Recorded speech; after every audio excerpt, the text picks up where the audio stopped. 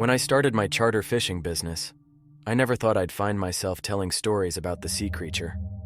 It was one of those legends you'd hear whispered by the old-timers on the docks after a couple of beers. A creature so massive and ancient, it could capsize ships with a flick of its tail. But I knew better than to buy into tall tales. At least I used to. My boat, the Lucky Finn, is my pride and joy. She's a solid 55-footer, equipped with 3 private cabins for my groups, a cozy dining area, and all the amenities for a 3-day adventure. Each group pays $1,000 for the experience, and it covers everything: meals, bait, and gear. It's a good setup, and I've been running these trips for years without a hitch. That is, until this particular trip. It all started like any other charter. 3 groups arrived one by one, lugging coolers, bags, and fishing rods. The first group was a family of 3, parents Kelly and Jim with their teenage son Sam.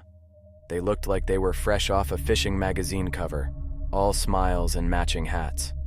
Next came a trio of college buddies, Danny, Mark, and Chris, rowdy and ready to down beers before we even left the dock.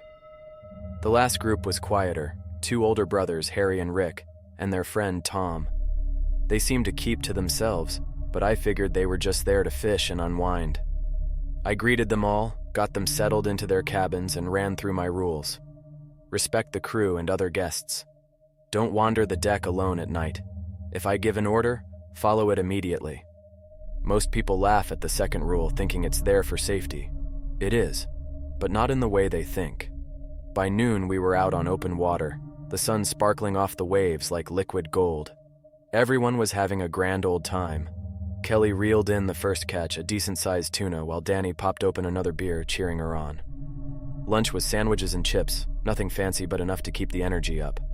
Afterward, we dropped lines again, and the fish were biting like crazy. As the sun dipped below the horizon, painting the sky in shades of orange and pink, I called everyone inside for dinner. My crew, Jake and Neil, served up grilled fish tacos, fresh from our earlier haul. The dining room buzzed with laughter and clinking glasses. For a moment, I let myself relax. That's when it happened. A thunderous thud shook the entire boat, sending plates and drinks flying off the table. The Lucky Finn groaned as if something enormous had slammed into her from below. Chairs screeched as everyone scrambled to keep their balance. "What the hell was that?" Mark yelled, his beer spilling over his shirt. "Is it a whale?" Kelly asked, clutching Sam's arm. I stood, steadying myself against the table. "Everyone calm down," I said, my voice firm. "It's probably just a large fish or debris." But Jake's pale face told me he wasn't so sure. Neil glanced at me. "Ron, you don't think—" "No," I cut him off sharply. "Not yet." The groups exchanged nervous glances, and the dining room fell silent except for the creak of the boat settling back into the waves. Harry broke the silence. "I've heard stories about these waters. They say something huge lurks out here." "Oh, come on," Danny scoffed, trying to lighten the mood. "Next, you'll tell us it's a kraken." But Harry didn't smile. "Enough," I said. "Get some rest. We've got a big day tomorrow. Jake and Neil will do a check on the hull." I didn't mention the legend of the sea creature. Not yet. It wasn't the first time I'd felt that hit, but it was stronger this time. Much stronger. As the groups filed out, Neil leaned in. "You think it's back?" I didn't answer. Instead, I headed to the deck, staring out at the dark water. The waves lapped against the hull, peaceful and calm, but I couldn't shake the feeling that we were being watched. Somewhere beneath us, something enormous stirred. Morning broke clear and bright, as if the night before had been nothing but a bad dream. The groups emerged from their cabins one by one, bleary-eyed but eager to get back to fishing. Neil and Jake had checked the hull during the night and reported no visible damage, though both admitted something about the whole situation felt off. After a hearty breakfast of eggs, bacon, and pancakes, we got back to it. The fishing was good. Too good, almost. Sam reeled in a massive swordfish that took all 3 college guys to help haul onto the deck. Even the quiet group of older men joined in the camaraderie, laughing and cheering as the day went on. But I couldn't relax. The waters around us were still, almost unnaturally so. Not a single gull circled above, and the usual playful dolphins that often trailed the boat were nowhere to be seen. I caught Jake scanning the horizon more than once, his jaw tight. Neil avoided my gaze altogether, which wasn't like him. By late afternoon, the tension in my gut was coiling tighter. We anchored for the evening, and everyone gathered in the dining room for dinner. Fresh grilled fish, steamed vegetables, and rolls. The laughter and storytelling from the night before returned, but it all felt hollow to me. I forced myself to smile, though my ears were tuned to every creak and groan of the boat. Toward the end of the meal, just as everyone was starting to settle in, it happened again. Wham! This time the hit was harder, more deliberate. The lucky fin shuddered violently, plates and glasses flying off the table. Mark's chair tipped over, and he hit the floor with a yelp. "Oh shit," Danny shouted, scrambling to his feet. "What is that?" Kelly shrieked, clutching Jim's arm. I bolted upright, my heart hammering. "Everyone stay calm. Neil, Jake, deck check. Now." The two scrambled to obey, grabbing flashlights and heading topside. I could hear their boots clattering against the deck as they moved.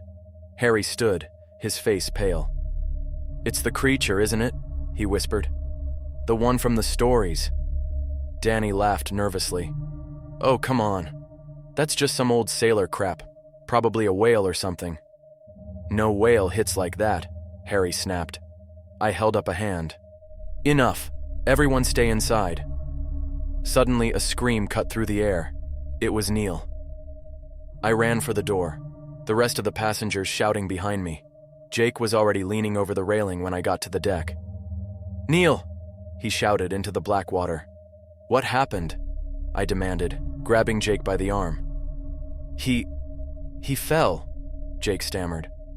"Something hit the boat again and he just went over." I grabbed a flashlight, shining it into the water. The beam cut through the darkness, but there was no sign of Neil. Just the faint ripples of disturbed water. For a moment, everything was silent. Then, from the deep, a low, guttural growl reverberated through the hull. It was so deep and resonant that it made my chest ache. "Oh my God," Jake whispered. I pulled him back toward the cabin. "We need to notify the Coast Guard," I said, my voice steady despite the panic clawing at my chest. Back in the dining room, everyone was in a frenzy. Kelly was crying and Chris was pacing, muttering curses under his breath. "Listen up," I barked, silencing the chaos. "Neil went overboard and we're calling the Coast Guard. Jake and I will handle this. Everyone else stays put and stays calm." "Calm?" Rick snapped. "You expect us to stay calm? There's something out there." "And panicking will only make it worse," I said, my voice sharp. "Stay here." Jake radioed the Coast Guard while I kept an eye on the horizon. The storm they'd warned about was rolling in faster than expected, and the waves were starting to pick up. The Coast Guard said they couldn't send help until morning, given the worsening conditions. "Great," Jake muttered as he hung up. "We'll get through the night," I said, though even I didn't believe it. The hours crept by like molasses. The passengers tried to sleep, but the tension was palpable. I stayed on the bridge, keeping watch with Jake. Just after midnight, the boat shuddered again. Not a hit this time, but a deep, slow scrape along the hull, as if something massive was dragging itself against us. Jake's face was white as a sheet. "It's playing with us," he whispered. I didn't respond. I couldn't. In the distance, I thought I saw something, a shadow moving just below the surface. It was gone as quickly as it appeared, but my gut told me the truth. We weren't alone. By dawn, the storm had rolled in. The waves tossed the lucky fin like a cork, and the rain lashed against the windows. The passengers were pale and silent, the fear from the night before now replaced by a grim, suffocating tension. Neil's disappearance hung heavy in the air. As the sun tried to break through the storm clouds, I gathered everyone in the dining room. "Listen up," I began, my voice steady despite the knot in my stomach. "We're heading back to shore. The Coast Guard is on their way, but we can't sit out here any longer." "About damn time," Chris muttered, glaring at me. "We're doing everything we can," I snapped. "Now stay inside and stay out of the way." Jake and I took to the bridge while Danny kept an eye on the passengers. As we turned the boat around, The storm fought us at every step. The lucky fin groaned against the waves, but she held steady. For now. "Something's not right," Jake said, gripping the wheel tightly. "The current's all wrong." I glanced at the GPS. He was right. We were being dragged off course, pulled toward deeper waters. Before I could respond, the boat jolted violently to the side. Jake and I were thrown against the console, and from below deck I heard the passengers screaming. "Hold her steady!" I yelled, scrambling to my feet. Jake fought the wheel as the boat pitched again, another deep scrape reverberating along the hull. This time it wasn't subtle. It was deliberate. "It's back," Jake said, his voice shaking. "Get below," I ordered. "Warn the passengers to brace themselves." Jake hesitated but nodded, disappearing down the stairs. I stayed at the helm, my eyes scanning the water. And then I saw it. A shadow, impossibly large, gliding just beneath the surface. Its outline was massive, easily the size of the lucky fin, if not larger. My breath caught in my throat as it passed under the boat, the water churning in its wake. "God help us," I muttered. Jake returned, his face pale. "They're secured. What do we do?" "We keep moving," I said, gripping the wheel. "We get out of here." But the creature had other plans. With a deafening roar, it surged from the water, its form breaking the surface for just a moment. I caught a glimpse of it, a massive serpentine body, scales glinting in the gray light.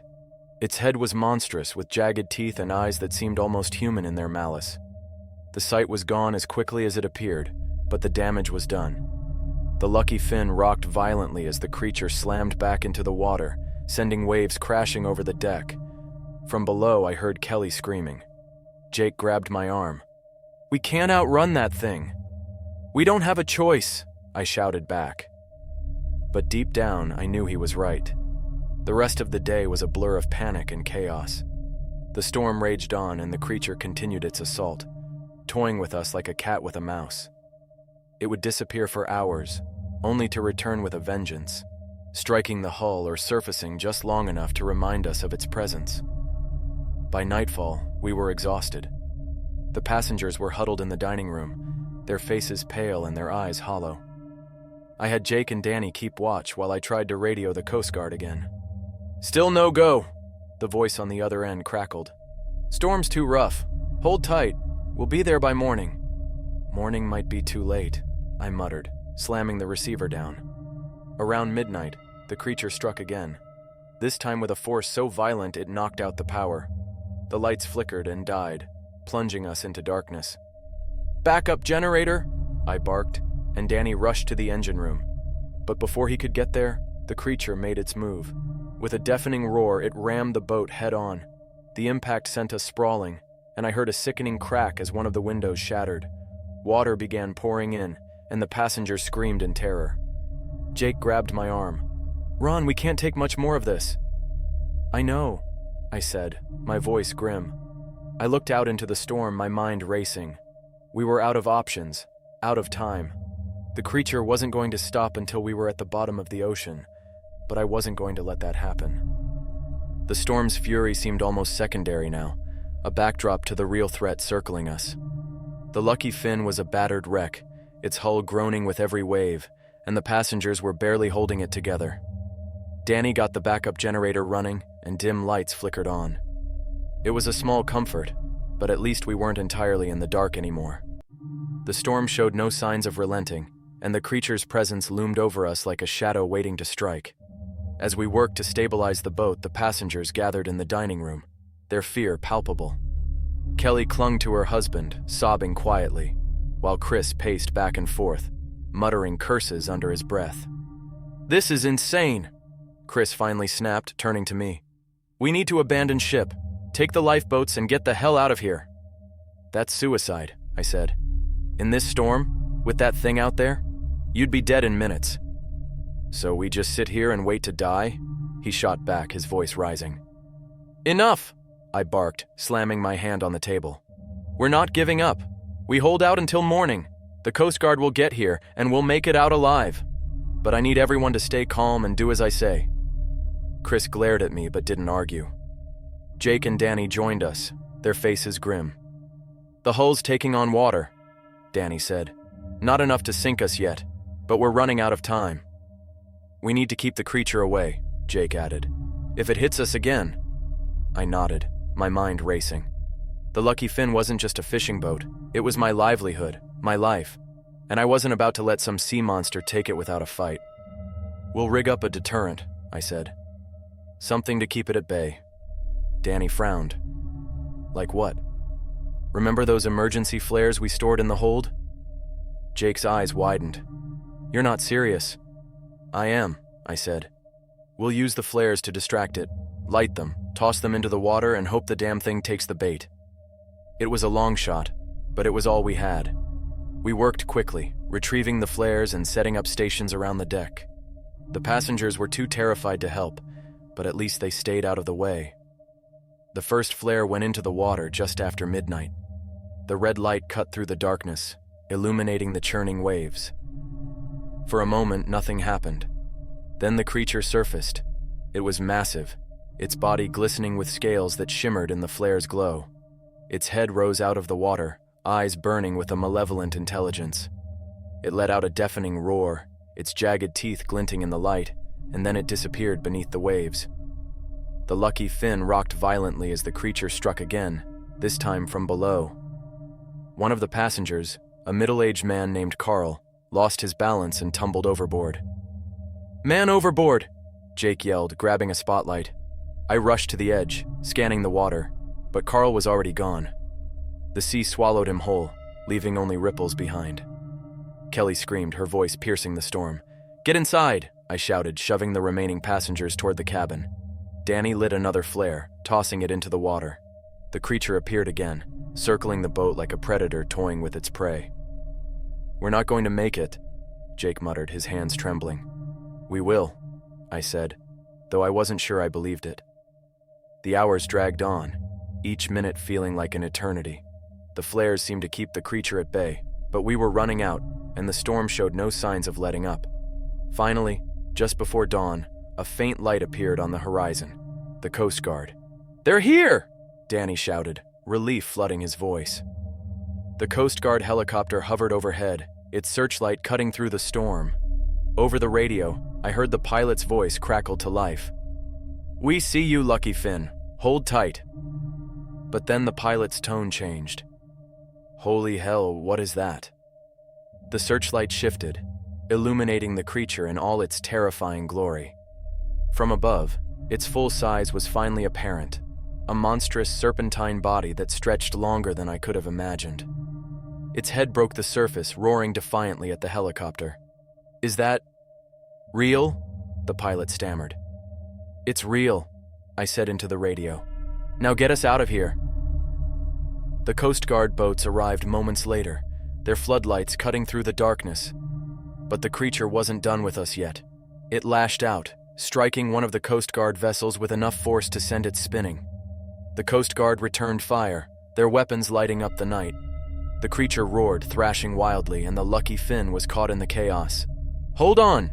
I shouted as the boat rocked violently. Somehow, against all odds, we survived. The Coast Guard managed to drive the creature back, though not without taking heavy damage. As dawn broke, the storm finally began to subside, and the remaining passengers and crew were evacuated to safety. The Lucky Finn was barely seaworthy, but she had held together long enough to see us through. The next morning, the sun rose over a quiet harbor. The Lucky Finn limped back to the dock, its hull scarred, the deck littered with debris. The remaining passengers, crew, and I disembarked in silence, the weight of the past 3 days etched into every line on our faces. News crews were waiting for us, cameras flashing, microphones thrust into our faces. "What happened out there, Captain Ron? Was it a rogue wave or something else? Are the stories about the creature true?" I said nothing, pushing through the crowd with Jake and Danny close behind. The passengers followed, pale and shaken. Kelly refused to let go of her husband's arm, while Chris stared blankly ahead, his hands trembling. The only thing I wanted was to get away from the chaos. But as we reached the marina office, a reporter called out a question that froze me in my tracks. "Captain, is it true that the Coast Guard saw the creature from the air?" That it attacked their boats too? I turned slowly, meeting the reporter's gaze. His eyes gleamed with the thrill of the story, but he didn't know what he was asking. "It's true," I said, my voice steady but hollow. "And it's still out there." The reporter's face lit up, and I immediately regretted saying anything. He fired off more questions, but I ignored him, stepping into the office and slamming the door behind me. Danny let out a low whistle. "Well, that's it. We're going to be the talk of the town for months." "More like years," Jake muttered, slumping into a chair. "If we live that long." I shot him a sharp look. "Don't start." Jake raised his hands defensively. "I'm just saying, that thing's not going anywhere, and neither is the storm it kicked up. You know as well as I do that it's only a matter of time before someone else runs into it." He wasn't wrong, but I couldn't think about that now. We spent the rest of the day giving statements to the Coast Guard and local authorities. They were skeptical at first, but the damage to the Lucky Finn and the testimony of the passengers made it impossible to dismiss our story outright. Later that evening, I sat alone in my cabin nursing a bottle of whiskey. The marina was quiet, the kind of quiet that pressed down on you like a heavy weight. I thought about Carl, his terrified scream as he disappeared into the waves, about the creature's glowing eyes and the way it toyed with us like a cat with a mouse. Most of all, I thought about the rules. Rule 1, respect the ocean. It is vast, and it does not care about you. I had always taken that to mean the ocean's power, the storms, the currents, the endless expanse of water. But now I knew better. The ocean wasn't just vast, it was alive, and something in its depths had taken notice of us. Rule 2, never fish in the deepest waters. The things that live there are not for us to catch. We hadn't broken that rule, not directly. But the creature had found us anyway. Was it drawn to the commotion of our fishing lines, the vibrations of the boat's engine? Or was it something deeper, something I couldn't understand? Rule 3, if the ocean offers you a warning, heed it. I thought about the legends, the stories of a monstrous creature haunting these waters. I had heard the warnings, dismissed them as tall tales. And now I was paying the price. The next morning, the newspapers ran their stories. Monstrous sea creature terrorizes fishing charter. Lucky Finn's near-death encounter. Captain Ron, hero or fool? But it was a smaller headline that caught my eye. Cargo ship capsized, crew missing. The article was brief, just a few paragraphs buried on the second page. A container ship had gone down in the same waters where we'd encountered the creature. The Coast Guard found no survivors, just wreckage scattered across miles of ocean. I folded the paper and set it aside, my appetite gone. For the next few weeks, life returned to a semblance of normalcy. The Lucky Finn was repaired, though it would be months before I had the courage to take her back out. The passengers who had survived moved on, though I doubted they would ever forget what happened. And me? I tried to put it behind me, but sometimes, late at night, I would wake to the sound of something scraping against the hull. I'd sit up in bed, heart pounding, and listen to the silence, wondering if it was real or just my imagination. Then I'd remember the glowing eyes, the massive body coiling beneath the waves, and I'd realize something that chilled me to the bone. The Lucky Finn wasn't special. The creature hadn't targeted us for any particular reason. We were just there, and it's still out there waiting for the next boat to cross its path. Months passed, but the terror of those 3 days on the Lucky Finn lingered in my mind like a wound that wouldn't heal. I avoided the sea, sticking to land and trying to distract myself with mundane tasks. Jake moved on to other job opportunities, unwilling to step back onto the water. The Lucky Finn sat in the harbor collecting barnacles and dust. Despite my best efforts, I couldn't escape the whispers. The story had taken on a life of its own. Locals swapped exaggerated versions over beers, and tourists came to town hoping to catch a glimpse of the monster captain. The media's interest fizzled out quickly, but the unease in our small town didn't. Fishing charters reported strange sounds at night, low moans that seemed to rise from the depths. Boats came back with unexplained scratches gouged into their hulls. And always, there was the rumor. It's still out there. One stormy evening, I found myself sitting at the marina bar, nursing a drink and staring at the framed picture of the lucky fin on the wall. A stranger sat down beside me, sliding a notebook onto the counter. "Captain Ron, I presume?" I turned, wary. The man was thin and pale, his face half hidden beneath a wide-brimmed hat. His eyes had the sharp, eager look of someone chasing a story. "Who's asking?"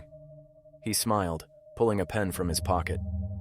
"Name's Dr. Larkin, marine biologist. I've been studying reports of unusual aquatic phenomena in this region." I snorted. "Phenomena? Is that what we're calling it now?" Larkin didn't take the bait. "I've read the Coast Guard reports, the testimonies from your passengers. You've seen something extraordinary, Captain. Something that could change the way we understand the ocean." "Extraordinary?" I leaned closer, my voice low. "Let me tell you something, Doc. That thing isn't a discovery. It's a nightmare, and if you're smart, you'll stay the hell away from it." Larkin's smile faltered, but his curiosity didn't waver. "With all due respect, Captain, I can't ignore this. The ocean's depths are the last frontier. Creatures like the one you encountered, if they exist, could be the key to unlocking countless mysteries." I shook my head, draining my glass. "You don't understand. That thing isn't just some big fish or prehistoric relic. It's wrong.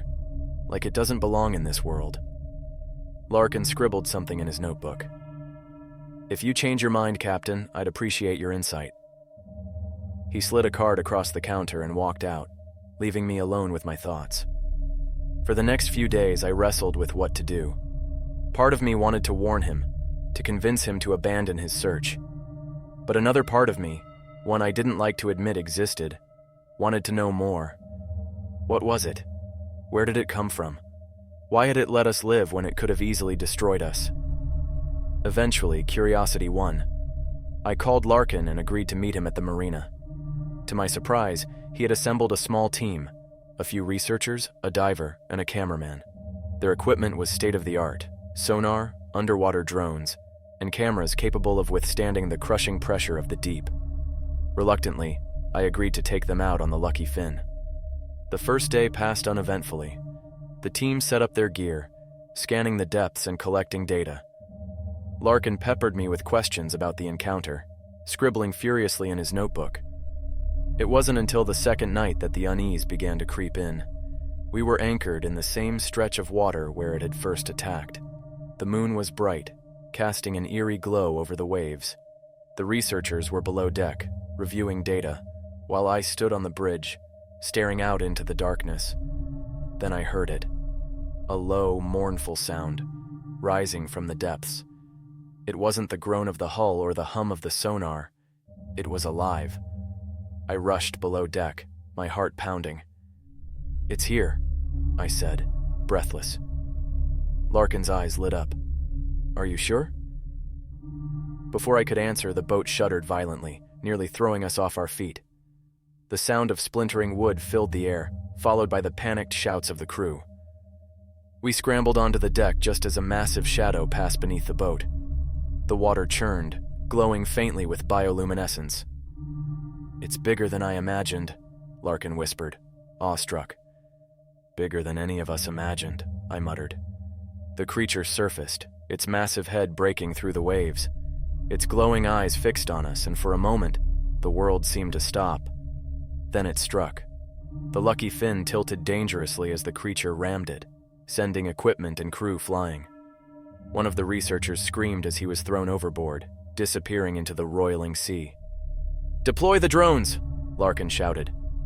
The crew scrambled to obey, but it was too late. The creature attacked again, smashing into the boat with enough force to crack the hull.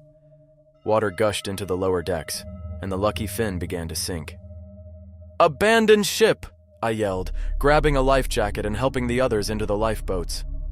As we paddled away, the creature turned its attention to the wreckage, tearing it apart with terrifying precision. We drifted for hours, watching the lucky fin disappear beneath the waves. By the time the Coast Guard arrived, the creature was gone, leaving only debris and unanswered questions. Back on land, I told Larkin that I was done. "You saw what it's capable of," I said. You can chase it if you want, but don't expect me to come with you." He nodded, his expression somber. "I understand, Captain. Thank you for everything." I never saw Larkin or his team again. To this day, I don't know if they found what they were looking for, or if they survived to tell the tale. But one thing is certain.